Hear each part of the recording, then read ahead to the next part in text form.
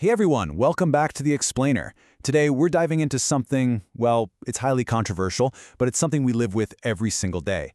Now, when we think about a country's biggest challenges, we almost always default to massive, sprawling topics, right?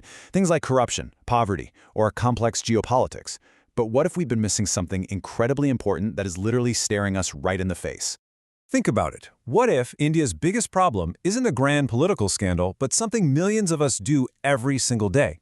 Something so deeply embedded and common that most people don't even bat an eye at it anymore.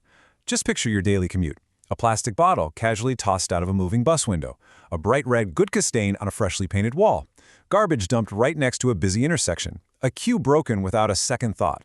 Seeing this happen day in and day out really forces you to hit pause and ask the uncomfortable questions. Why does this happen? Is it simply because citizens just don't care about their surroundings? What is the actual root cause driving these countless daily micro-failures? Or, on the flip side, is it entirely a government failure? Is the system itself just too broken to function? In this explainer, we're going to impartially unpack the reality of this entire situation. We'll be investigating both the citizen behaviors and the systemic, structural realities behind India's civic sense crisis. Okay, let's dive into this. Section 1. The Great Indian Paradox, Macro Achievements versus Micro Failures.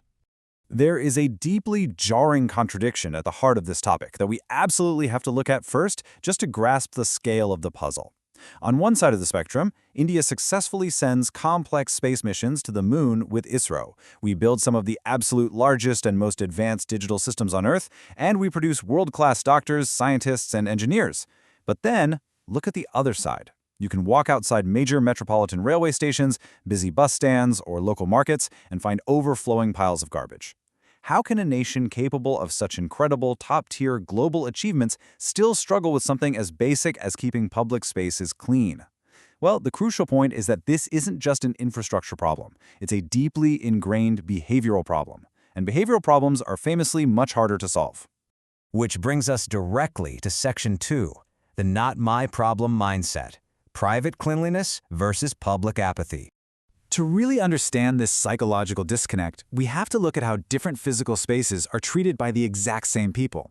Just imagine this scenario. A person spends hours meticulously cleaning their house. The floors are mopped, everything is perfectly organized, and guests are politely asked to take their shoes off at the door. The home is completely spotless. But then, that same person steps outside and throws their garbage directly onto the street without a moment's hesitation. The private home is treated as completely sacred, while the public street is treated as a dumping ground. This happens largely because of what we call the not my problem mindset.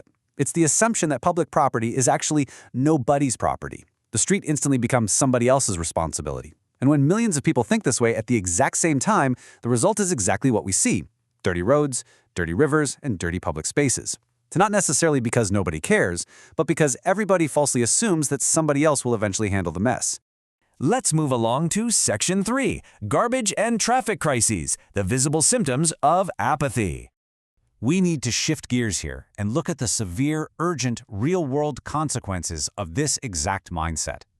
Look around almost any major Indian city, and sooner or later, you're going to see them, the red stains. Paan, Gutka, and tobacco are frequently splattered across walls, staircases, public offices, elevators, you name it. Entire buildings suffer permanent damage from this.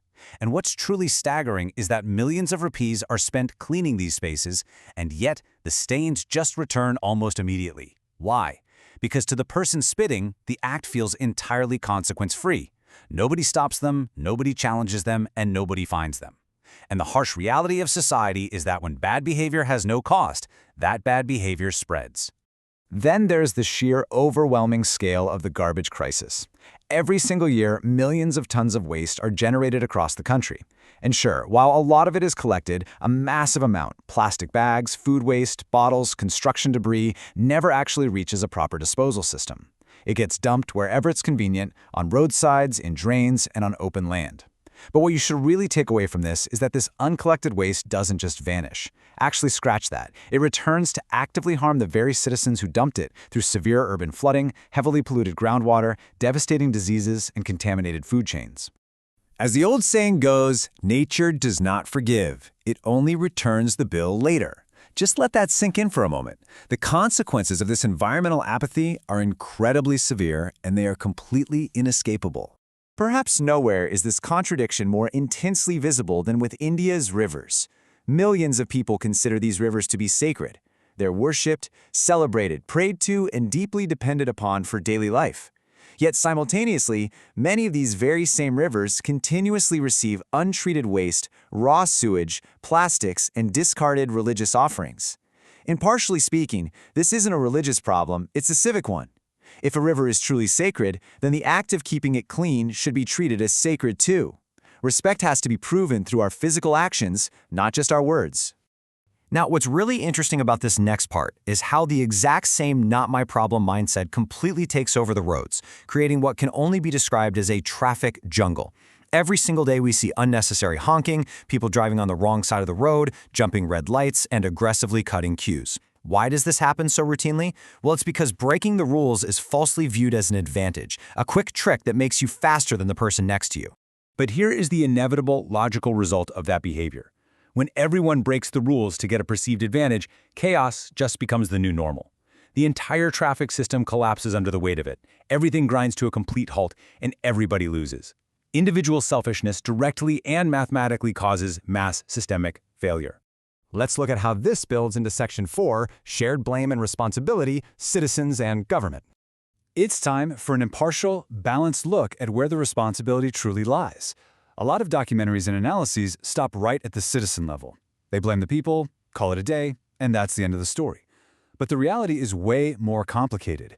Yes, there are undeniable citizen failures like rule-breaking, littering, and that not my problem attitude. But there are also massive systemic government failures.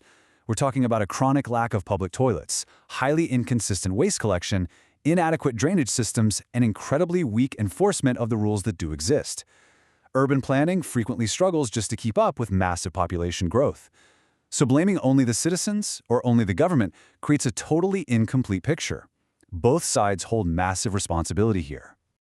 Now, you might be wondering, people often look abroad and ask, why are countries like Singapore and Japan so phenomenally clean? Are their citizens just inherently better people? No way. Human beings are human beings everywhere. The fundamental difference lies in their systems. They rely heavily on early education, strict enforcement, cultural pride, and very clear consequences. Civic responsibility is taught from a young age in schools.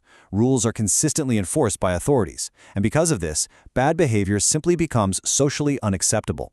Good behavior becomes normal. That is how cultures change, not overnight, but over generations of consistent effort.